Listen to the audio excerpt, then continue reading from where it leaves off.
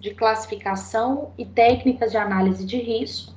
Isso aí é a unidade 1, seção 3, né? Você já parou para pensar sobre a quantidade de risco a que estamos expostos o tempo todo? Um simples ato de atravessar a rua pode ser fatal. Uma picada de um inseto pode causar um grave problema de saúde. E o que devia ser um dia de uma chuva normal pode acabar até mesmo em uma tragédia. E em nossa vida, em face profissional, não é diferente, né? Às vezes, atitudes impensadas ou até mesmo algum momento de distração, né, pode também levar a acidentes graves e até mesmo fatais. Então, assim, é o que eu sempre falo na sala, né? É muito importante sempre fazer a identificação de todos os riscos existentes no ambiente de trabalho e ainda assim, né, o colaborador, ele ter esse treinamento adequado para realizar aquele tipo de atividade. Então, aí, para a gente dar andamento nessa questão, a gente tem essa diferença de risco e perigo. O que é um e o que é outro? O risco nada mais é do que a probabilidade da ocorrência de um evento perigoso com gravidade, né, da lesão ou uma doença que pode ser causada por esse evento ou a sua exposição. Ou seja, o risco nada mais é do que a probabilidade, é a frequência da ocorrência daquele evento perigoso. É o que? É a sua exposição ao perigo. Isso é o risco. E o perigo, ele nada mais é do que aquela fonte, né? A fonte ou ato potencial para provocar dano pessoal em termos de lesões, ferimentos ou doenças ou danos para a saúde, ou a combinação desses. Ou seja, o perigo, ele nada mais é do que a fonte. É tudo aquilo ali que tem aquela situação que pode vir causar algum problema para a sua saúde, seja ela uma lesão ou até mesmo algo que possa ser fatal. Ou seja, que eu até coloquei aqui um exemplo, que é o que? É uma fonte, ou seja, é um ruído, é um calor, é uma vibração, é a eletricidade, é a atividade de carga. Isso tudo são considerados perigo. Eu só não vou ter o risco se eu não tiver perigo. Aqui nesse exemplo aqui, ó, o leão por si, ele é perigoso, né? Então, ele é a fonte de risco, que ele é o perigo. Agora, qual que é o risco? É eu chegar e ultrapassar esse bloqueio que existe. Ou seja, é a minha exposição ao perigo que é o risco.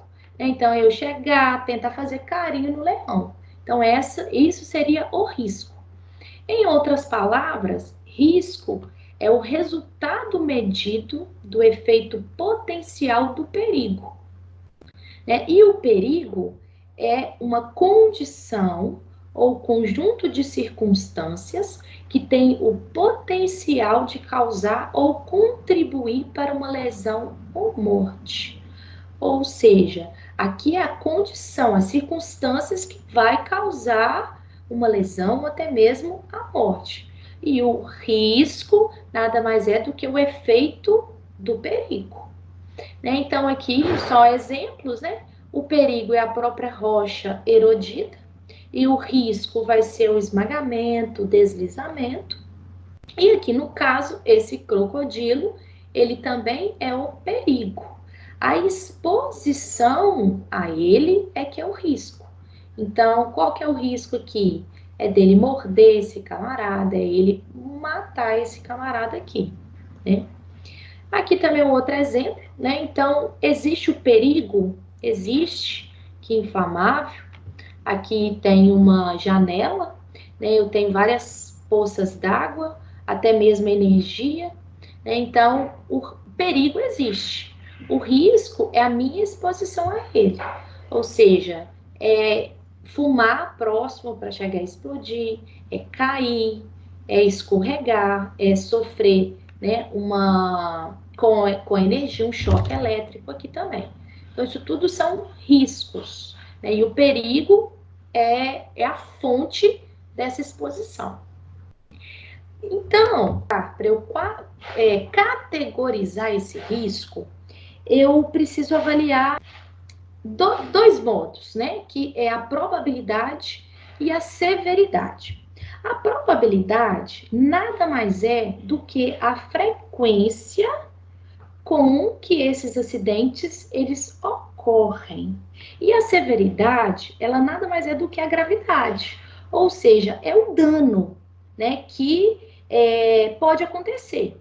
Então, eu preciso categorizar, né, esse risco para então assim eu estabelecer prioridades, né, para saber qual que vai ser as prioridades, né, que eu vou tratar primeiro, para depois as de últimas, né, os de último risco ali, os menos de gravidade, vamos falar assim, né? E ainda assim criar formas de gerenciamento desses riscos, né? Então essa primeira aqui, ó, né, no material de vocês, ela tem esse quadrinho aqui, ó, no livro. Então, aqui, pela probabilidade, que é a frequência, né? É a frequência com que esses acidentes acontecem, ele tem 4 tipos de categoria. A categoria A seria aquela categoria extremamente remota, ou seja, quando existe a probabilidade de acontecer durante a vida útil da instalação, mas as chances são muito baixas, né? Ou seja, essa categoria aqui, quando ela é a probabilidade, ou seja, a frequência com que esses acidentes eles acontecem, é muito baixo. Ou seja, em outras palavras, eu posso dizer que é extremamente improvável que aconteça, né, esse risco durante a vida útil da instalação. Ou caso aconteça, que aqui está falando que as chances são baixíssimas, elas podem vir a acontecer, mas num período muito grande, maior do que 10 anos ali de vida útil daquela instalação. A categoria B, ela seria o improvável. Ou seja, são baixas as chances de acontecer essa frequência, né, durante a vida útil da instalação. Em outras palavras, eu posso dizer que a ocorrência ela vai acontecer num período entre 1 ano até 10 anos, né? E ainda assim existem meios de controle e proteção efetivos. A probabilidade da frequência, né, em ser dessa categoria C, ela quer dizer que ela é provável. Ou seja, é esperado que ocorra ao menos uma vez durante a vida útil da instalação, né? Ou seja, em outras palavras, eu posso falar que essa ocorrência, a possibilidade dela de acontecer é de 1 mês até 1 ano. E quando ela está categorizada em D, é porque é uma frequência desse risco muito diário. Ela é muito frequente. Então, ela vai acontecer várias vezes durante essa vida útil. Ou seja, esses eventos, eles acontecem pelo menos uma vez por mês. Isso é questão da frequência, né, dos riscos, né, dos acidentes que acontecem. Em relação à gravidade, já é o que? É a severidade, né? Que é o dano que eles podem causar. Na apostila de vocês tem esse aqui, ó. Então, eu prefiro esse quadro aqui, que eu acho que ele é mais explicativo. Ó, quando ele tem essa categoria 1, quer dizer que a gravidade, ela é insignificante. Ou seja, ela é muito baixa, onde não vai acontecer nenhum dano ou dano não mensurável. Onde, né, nas pessoas, nos trabalhadores, vão ter apenas umas escoriações com tratamento ambulatorial, os equipamentos não vão ter danos, né, não vai ter perda também, né, na questão da produção ou da planta, e não vai gerar impacto ao meio ambiente. Né? Quando ela tem a categoria 2 aqui, ó, ela quer dizer que ela é marginal, ou seja, ela é baixa. Vão acontecer impactos ambientais poucos relevantes, que ficarão restritos a instalações envolvidas e serão fáceis de recuperar. Ou seja, vão causar lesões com afastamento do trabalho, com menos de 15 dias. Os equipamentos vão ter danos leves, né? Vai ter redução significativa da produção, duração ali de dias, e vai ter um impacto com danos ao ecossistema pouco significativo. Ou seja, não vai comprometer seus componentes, né? E com baixa contaminação. Ou seja, nesse caso aqui eu estou mexendo com resíduo não perigoso, né? Que é um resíduo que ele, conforme, né, a lei que a gente vai ver lá quando a gente começar a falar de meio ambiente, é um resíduo domiciliar, é um resíduo comercial, varrição, podas, tudo entra como resíduo não perigoso, né? O 3 aqui é o moderado, ou seja, são danos aos funcionários, patrimônio e meio ambiente, alcançando áreas externas à instalação, ou seja, gerando, né, lesões graves aos funcionários, à segurança, né, danos severos aos equipamentos, vai ter uma parada temporária ou até mesmo parcial, com dias e até semanas, e o impacto com dano ao ecossistema, né, vai ser de médio comprometimento, podendo atingir áreas externas com possibilidade de efeitos sobre a saúde da população, né?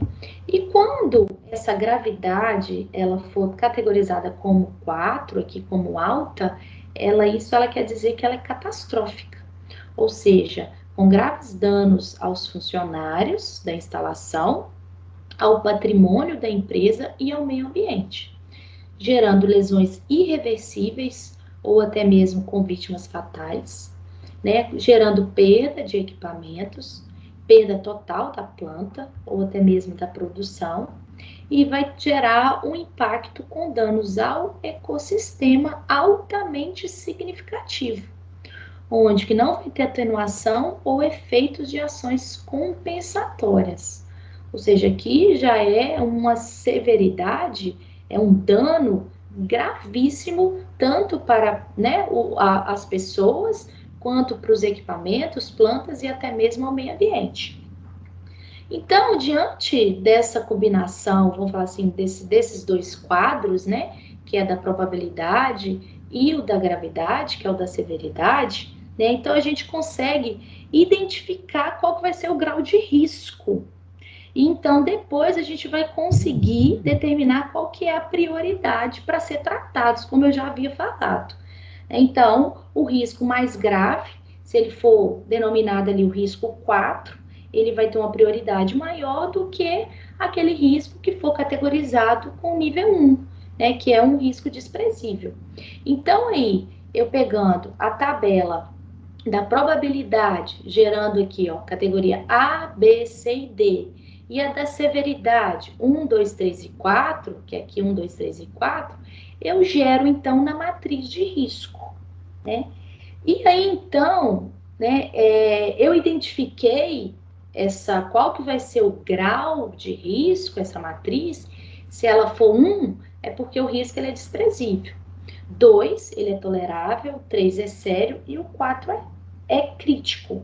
Diante, né, desse grau de risco que eu achar aqui, de acordo com essa tabela, então eu consigo criar as ações propostas para gerenciamento, então, desses riscos analisados.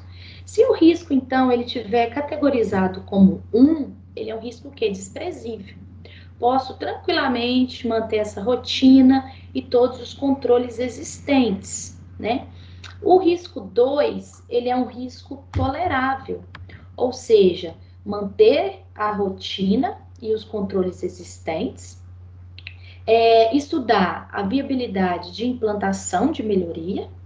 Aqui no plano de emergência, né, não é aplicável, e nem aqui na avaliação quantitativa de risco.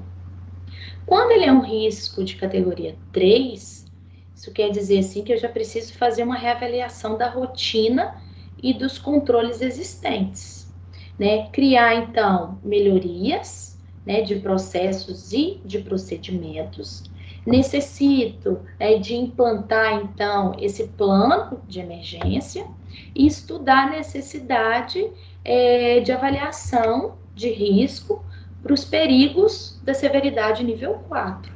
E se for a categoria 4, ela já é uma categoria crítica, ou seja, eu já preciso reavaliar imediatamente toda a rotina, os controles existentes, implantar imediatamente melhorias de procedimento e de processos, implantar imediatamente esse plano de resposta e emergência e realizar essa avaliação de risco, né? Aqui, né, questão de análise, porque todas as atividades, elas consideradas, vamos falar assim, de risco, né, elas podem causar dano ao trabalhador. Então, antes da gente começar a fazer qualquer gerenciamento, ou até mesmo a prevenção, né, tem que se fazer uma análise com todo o risco que existe no local de trabalho. Então, aí, para se fazer essa análise, eu preciso de ter algumas informações, que nada mais são do que o conhecimento detalhado de todo o processo e os perigos oferecidos, avaliação dos possíveis danos causados às pessoas, patrimônio e meio ambiente, caso o evento venha a acontecer, né? E criar propostas de ações de medidas preventivas, já que sabendo o que precisa ser impedido, é possível adotar estratégias para evitar o problema, né? A análise de risco é realizada em todas as áreas da empresa e busca identificar os riscos que existem em todas as partes do processo. Através dessa análise, os profissionais da área de segurança e o próprio estabelecimento passarão a conhecer os problemas existentes, vão adotar medidas, né, que permitam, né, que esses problemas sejam controlados ou até mesmo evitados, fazendo com que o ambiente de trabalho seja seguro e confortável para o trabalhador, né? Então, para que esse risco ele seja avaliado, eu utilizo dois fatores. O primeiro são os critérios qualitativos e também utilizo os critérios quantitativos. O qualitativo, eu levo em consideração todos os agentes de risco, né, que são os físicos, os químicos, os biológicos, os ergonômicos e os de acidente. O risco físico é aquele que tem formas de energia a que aquele trabalhador, aquele funcionário, ele possa estar causando, né, alguma doença ocupacional. Ou seja, é o ruído, o frio, o calor, a umidade, pressão, as radiações e a vibração. Os riscos químicos são as substâncias, os compostos, os produtos, né, que vão penetrar no organismo através das vias respiratórias, por contato ou absorvido pela pele ou pela ingestão, que são o quê? Né? Fumos, poeira, névoa, neblina, gás, vapor e os próprios produtos químicos em geral. Os biológicos, os riscos biológicos, são os organismos vivos patogênicos que são capazes de causar doenças ou lesões. Ou seja, eles também podem penetrar no organismo, né, do trabalhador pela via respiratória, pelo contato com a pele ou até mesmo pela ingestão. Onde o risco biológico, ele praticamente está inserido em quase todas as atividades, né, da vida do trabalhador. Ainda assim, a gente tem mais dois riscos, que é o ergonômico e o risco de acidente. O risco ergonômico é qualquer fator, né, que pode interferir nas características psicofisiológicas do trabalhador, ou seja, aquelas características psicológicas e fisicamente do trabalhador que vai causar algum desconforto ou até mesmo afetar a sua saúde.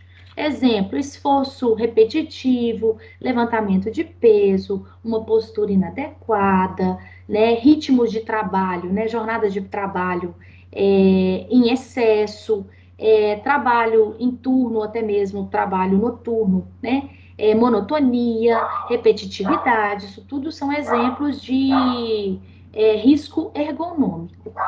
E o risco de acidente são aqueles que colocam em perigo, né, aquele trabalhador. Ou seja, que pode até mesmo causar morte, né, ou até mesmo atingir a sua integridade física. Por exemplo, o equipamento sem proteção, é um arranjo que está inadequado, é uma iluminação inadequada, incêndio, explosão, eletricidade, entre outros aí também. E o qualitativo, desculpa, o quantitativo já é de acordo com a intensidade do agente nocivo, né? Que se ele for superior aos limites de tolerância estabelecidos pela legislação, ele vai expor a integridade física e psíquica do trabalhador durante a execução da sua atividade. Ou seja, né, é aquela intensidade que ela se for superior ao limite de tolerância. O que é o limite de tolerância? Limite de tolerância é uma concentração ou a intensidade máxima ou mínima, né, levando em consideração natureza e o tempo de exposição daquele agente que não vai causar nenhum dano à saúde daquele colaborador durante toda a sua vida laboral. Ou seja, né, então aqui vai ser até o limite de tolerância. Se passar desse valor, aí sim eu estou expondo esse trabalhador tanto a integridade física quanto psíquica dele, né? Então aqui eu coloquei alguns exemplos de medidas preventivas, né? Lembrando, medidas preventivas, elas só vão ser tomadas antes daquele evento acontecer. Ou seja, substituir um componente por outro melhor, que apresente um desempenho mais confiável.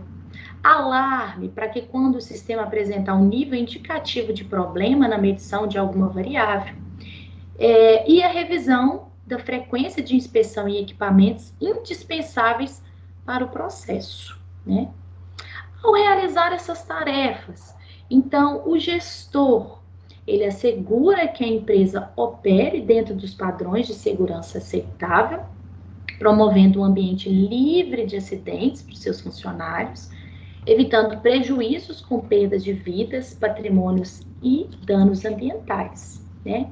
As medidas de prevenção adotadas podem envolver melhorias tecnológicas, né, no processo ou o aumento da confiabilidade dos equipamentos. Então, todo estabelecimento que realiza atividade que vai colocar em risco a segurança no modo geral, né, ela deve estabelecer o PGR. O PGR, ele é o Programa de Gerenciamento de Risco. O PGR, ele é muito parecido com o PPRA. Só que o que acontece? O que difere o PGR para o PPRA? O PPRA é o Programa de Prevenção de Riscos Ambientais, né? Então, os dois, eles vão identificar todos os riscos envolvidos, né, naquele ambiente de trabalho para propor melhorias, né, até mesmo para tentar ali eliminar, reduzir ou até mesmo controlar esses riscos diante da exposição ao trabalhador. Só que o que acontece? O PGR, ele é muito mais complexo, né, do que o PPRA. Então, quando começou, né, ele foi formado, ele era utilizado apenas para a parte da mineração, que era lá na NR 22, que fala de mineração. Então, aí no caso, né, como todo programa, ele é atualizado anualmente, ele tem que ficar, né, dentro da empresa durante 20 anos, né, a consulta sempre lá do MTE, do Ministério do Trabalho e Emprego, né, e também de fiscalizações. Mas o que difere um do outro é que o que? Lá na mineração, existem alguns riscos mais específicos.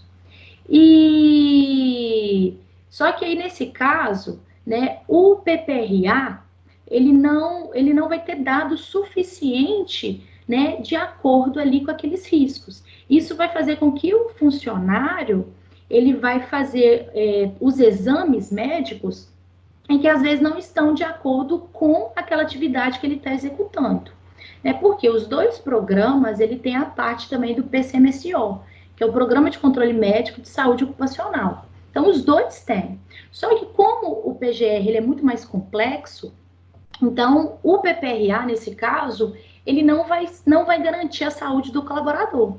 Então, toda empresa que ela utiliza o PGR, ela fica desobrigada de fazer o PPRA. Então, assim, hoje, o PGR, ele não é apenas só na parte da mineração. Ou seja, toda atividade, todo estabelecimento onde ele exerce a atividade que ele apresenta risco ao trabalhador, ou seja, que essa atividade ela é potencialmente perigosa, ela vai fazer o PGR ao invés do PPRA, né? O PGR, ele existe para realizar o processo de identificação, de avaliação, de controle e de prevenção de todos os riscos que existem no ambiente de trabalho. Ou seja, garantindo que as instalações elas vão operar agora dentro dos padrões seguros toleráveis, né? De acordo com a NR22, que é a NR que fala da mineração, para implantar o PGR na empresa, ele tem que seguir algumas informações. Primeiro, fazer o levantamento de todos os riscos ambientais existentes no local de trabalho, que vai prejudicar a saúde do colaborador. Então, como eu falei, a gente tem esses 5 riscos ambientais, que é o risco físico, químico, o biológico, ergonômico e o de acidente. Todos eles identificados com cores diferentes, para na hora, principalmente, de fazer o mapa de risco, né? 2 aqui, ó, levantamento das atmosferas explosivas, ou seja, tem que identificar, fazer o levantamento de todos os locais que podem ter a possibilidade de ter explosões, né? Levantamento de locais que possuem deficiência de oxigênio e ventilação, ou seja, os locais com espaço confinado. Equipamentos de proteção individual, ou seja, fazer o levantamento de todos os EPIs, né, que protege aquele trabalhador de todos os riscos existentes no trabalho, né? Análise e investigação do acidente de trabalho, ou seja, fazer um estudo minucioso do que aconteceu, do que realmente originou aquele evento. E aí, então, né, descobrir quais foram as causas e propor medidas para a prevenção desses acidentes, né? O 6º, organização do trabalho e ergonomia, ou seja, fazer uma organização do posto de trabalho do trabalhador. E a questão da ergonomia, né? Então, eu vou organizar o trabalho conforme o trabalhador. Eu vou adaptar aquele ambiente de trabalho conforme o trabalhador, não o contrário. Não é o trabalhador que tem que adaptar aquele ambiente, e sim o posto de trabalho tem que ser adaptado a ele, né? 7º, levantamento de riscos dos trabalhos realizados em altura, conforme NR35 e também NR18, fala lá, né, que todo o trabalho em altura ele é realizado, né, acima de 2 metros de altura já é considerado ali trabalho em altura. 8, levantamento dos riscos existentes na utilização de máquinas, veículos e equipamentos. Ou seja, isso aí está lá na NR12, que fala de máquinas e equipamentos, onde apenas os trabalhadores qualificados, treinados, que poderão utilizar esses equipamentos. 9, levantar todos os riscos nos trabalhos com energia elétrica, onde então eu vou adotar medidas preventivas para fazer esse controle de todos os riscos e todos os perigos que existem nesse ambiente. E por último, fazer um estudo de plano de emergência, ou seja, vou criar um plano de emergência, né, que vai ser elaborado ali, visando uma resolução do problema caso venha acontecer, né? Então, dentro do PGR, eu ainda devo incluir, né, a identificação e a antecipação dos fatos de risco, considerando inclusive as informações contidas lá no mapa de risco. Também é importante que se realize uma avaliação dos fatores de risco e da exposição aos trabalhadores. Só assim as medidas de prevenção poderão ser implantadas e os equipamentos de proteção individual e coletiva poderão ser dimensionados corretamente. No PGR deverão ser relacionados ainda prioridades, as metas e todos os cronogramas, né? O acompanhamento da implantação das medidas de segurança deve ser rígido e feito perto de um profissional. Todos os riscos mapeados devem ser monitorados, né? E o programa vai ser avaliado periodicamente. Todos os dados, como eu falei, são registrados e armazenados dentro da empresa durante no mínimo 20 anos. Porque todo o programa ele tem que ficar, né, dentro da empresa durante 20 anos ali. E aí, então, a gente tem alguns métodos para fazer essas análises de risco, né? Esses métodos nada mais têm como objetivo, né, para identificar a frequência, né, desses riscos e ainda assim determinar quais vão ser as consequências, identificar quais são os riscos e então propor as medidas preventivas para eliminar, minimizar ou até mesmo controlar esses riscos no ambiente de trabalho. Então, no caso aqui, esse primeiro, ele é análise histórica, ou seja, levantar todos os dados históricos de todos os acidentes que ocorreram naquele ambiente de trabalho. Método das árvores de causa. A gente já estudou isso, né, nas aulas passadas, que nada mais é do que construir um diagrama que vai relacionar o acidente, né, com o risco que contribuiu para que ele acontecesse. A análise de séries de risco nada mais é do que a correção, né, ou a prevenção de um risco que foi identificado. Só fazer uma análise mesmo.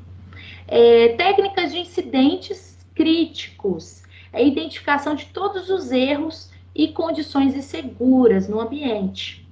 A APR é a análise preliminar de risco. Ela nada mais é do que a identificação de todos os riscos e aí sim, então, eu vou criar medidas preventivas, né?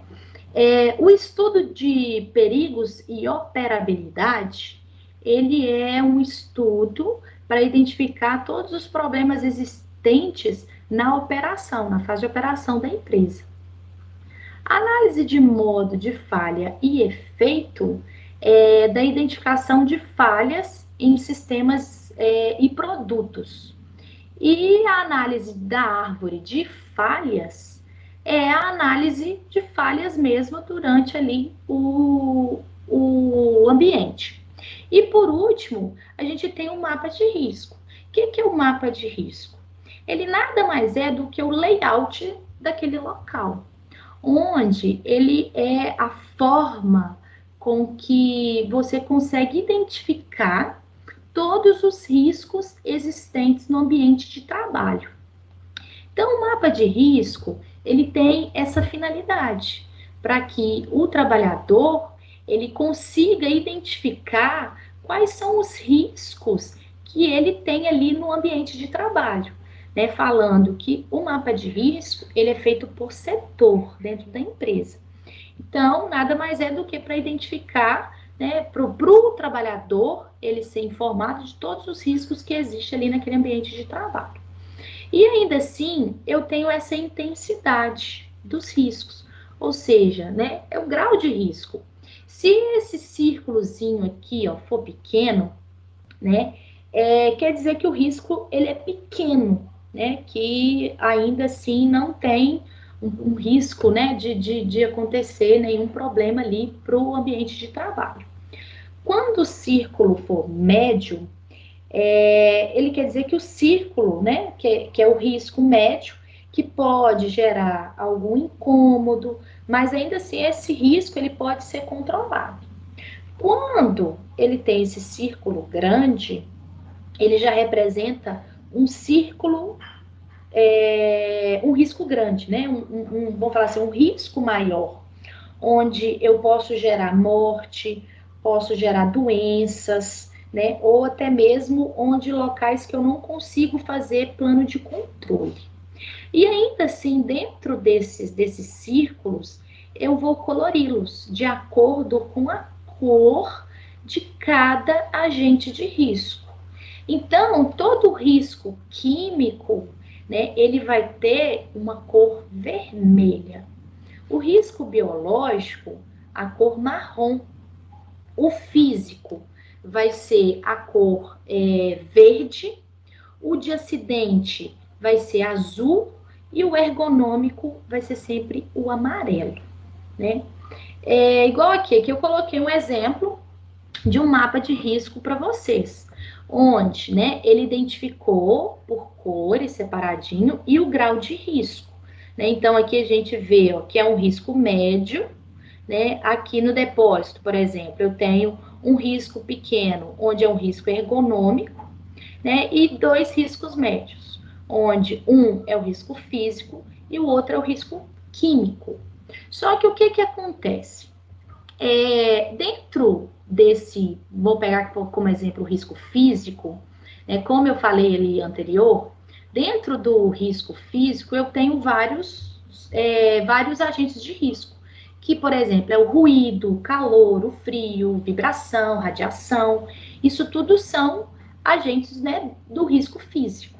Então, eu preciso identificar esse risco. Por que que no depósito ele só identificou que é um risco físico, mas qual que é o risco que esse trabalhador está sendo exposto? Ele precisa saber se é que é um calor, se é um frio, se é um ruído, o que que é. Então, por esse layout aqui ainda, ele está faltando essa identificação de qual que é o tipo de risco dentro dos agentes de risco, né? Onde, então, eu ainda, né? Então, eu vou identificar, conforme eu falei aqui, igual aqui, ó, esse risco de acidente. Aqui nesse risco aqui, ó, né, nesse layout, ele está identificado, ó, o de acidente é fagulha e corte. O ergonômico, postura incorreta e monotonia. O risco químico, gases e poeira. E o risco físico, ruído e calor. Então, além de eu identificar quais são os fatores, né, esses riscos, esses agentes aqui dentro, eu ainda preciso identificar quantas pessoas, ou seja, quantos trabalhadores, eles estão expostos a esse risco.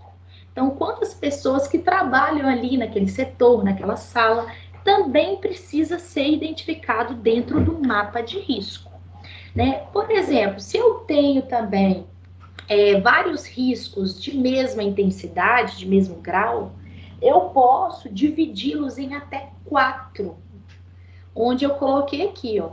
Igual aqui são os 4 riscos de mesma intensidade. Então, vamos supor que ele é risco de grau médio. Então, se eu tiver mais de 4 riscos médios naquele mesmo ambiente, eu posso dividi-lo em até 4 partes aqui, ó, onde cada pedacinho, né, eu vou colorir de uma cor diferente e ainda assim eu vou identificar o número de funcionários dentro daquele círculo. Igual no caso aqui também, um outro exemplo, ó, identifiquei, são 10 funcionários, né, onde está sendo exposto a um risco de acidente, ergonômico e o físico. E ainda assim, aqui fora eu coloquei, ó, queimadura, esmagamento, repetitividade, esforço físico, ruído, vibração e radiação, que são os riscos aqui médio, né? Então, aqui, ó, esse aqui foi um outro layout também, onde ele identificou, bonitinho aqui, ó, igual, né, tá todos aqui identificados, coloridinhos, todos os riscos, e ele ainda identificou, igual o risco físico, é um risco aqui, ó, ruído de máquinas e equipamentos, o calor, né, colocação de alimentos no forno, e o frio, entrada na câmara de frio, na câmara fria. O risco químico é desengordurante, utilizado na limpeza do forno, na chapa e na frigideira. O risco biológico, bactérias do lixo sanitário. O risco ergonômico, postura inadequada. E o risco de acidente, queda e queimadura. Só que qual que é o problema aqui desse layout do Habib's, né? Vê, ó, existe duas dois graus de intensidade diferentes. Só que se a gente for olhar de acordo com esses tamanhos do círculo, eles não estão proporcionais ao tamanho desse layout. Então, aqui eu não consigo identificar se esse risco, por exemplo, eu posso falar que ele é um risco pequeno e aqui é um risco médio, ou eu posso também identificar que esse é um risco grande e esse é um risco médio, porque o tamanho de cada círculo também não está de acordo com o layout aqui da legenda. Então, nesse caso, houve essa falha aqui na questão da intensidade do grau de risco aqui para essa exposição, né? Aqui, então, já foi identificado bonitinho, ó, aqui já é um risco ó, grande, né, que a gente está vendo que o círculo está batendo, né? Então, aqui também ele dividiu em três, acidente biológico e ergonômico, né? E todos aqui, ó, esse aqui é um risco médio, né? E assim vai. Só que, então, aqui ele identificou de acordo com a legenda. Porém, nessa questão aqui, ó, eu não sei exatamente qual que é o risco a que ele está exposto, porque não tem na legenda. Então, aqui, por exemplo, o refeitório, ele falou aqui, ó, que é um risco médio, um risco químico, um biológico, o de acidente e o ergonômico. Mas eu não sei qual que é o tipo de risco aqui que esse trabalhador está exposto. Então, aqui esse layout também ficou a desejar nessa questão aqui das informações. Já eu peguei esse daqui de um hospital do Amapá, onde ele tá explicadinho, ó, de acordo aqui, ó, risco médio e o risco pequeno. Então, ele identificou quantas pessoas estão sendo expostas a esse risco. E aqui na frente, ele ainda especificou qual que é o tipo de risco, né? Então, aqui, ó, dentro aqui, ó, da recuperação, tem o risco biológico, pode ter bactérias, vírus, fungos, etc. Ainda assim, o risco ergonômico e o risco de acidente. Então, aqui nesse layout ficou todas as informações, onde o trabalhador ele vai conseguir identificar quais são os riscos e até mesmo qual que é o grau de intensidade desse risco a que ele está exposto. Igual aqui nesse daqui, ó, ele tem um risco grande, um risco médio e um risco pequeno aqui. Então, ele consegue também identificar bonitinho todos os riscos a que ele está exposto no ambiente de trabalho. E ainda assim, ó, 3 funcionários, 4 funcionários, um aqui, ele ainda assim, ele identificou todos os funcionários expostos. Onde ainda o mapa de risco, ele tem que ficar num local onde todos os funcionários tenham um acesso fácil, ou seja, onde todo mundo circula, onde eles conseguem ter essa visualização de todo o layout, né? Ou até mesmo pode ser por setor, ou até mesmo tem alguns locais que eles colocam ali o layout da empresa toda, né? Então, isso para que sirva sempre de informação, porque o objetivo do mapa de risco é que o trabalhador ele seja informado de todos os riscos existentes naquele local de trabalho a que ele está exposto ali no seu dia a dia.